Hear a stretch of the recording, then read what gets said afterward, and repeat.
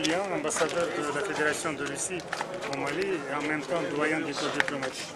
Monsieur l'ambassadeur, pourquoi avez-vous décidé de répondre à l'appel des patriotes du Mali? Parce que le groupe de patriotes du Mali s'est prononcé clairement en faveur de l'approfondissement de la coopération avec mon pays, la Russie, qui est un partenaire historique du Mali.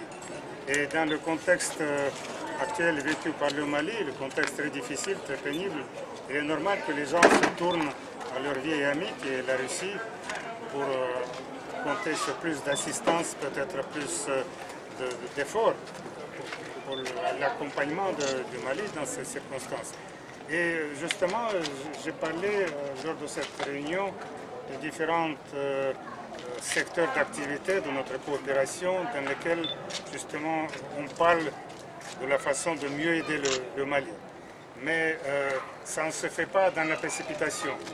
Il y a certaines choses qui se préparent en douceur, discrètement, et qui après, on voit les résultats.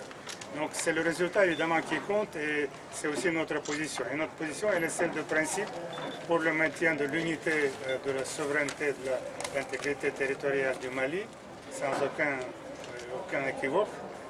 Et nous allons maintenir cette position, nous serons toujours aux côtés du Mali, au Conseil de sécurité de l'ONU et partout ailleurs. Parce que ça, c'est la position de notre principe. Je vous remercie. Est-ce qu'il y a quelque chose de nouveau dans le cadre de la coopération, surtout militaire? Justement, je viens d'évoquer cela à cette réunion. Il y a la visite du ministre de la Défense du Mali que nous attendons dans les jours qui viennent. Il vient pour participer à la conférence sur la sécurité internationale et il va profiter qu'en marge de cette conférence, on va signer l'accord de coopération dans le domaine militaire. Et nous espérons que cet accord nous permettra de faire des avancées encore plus rapides et plus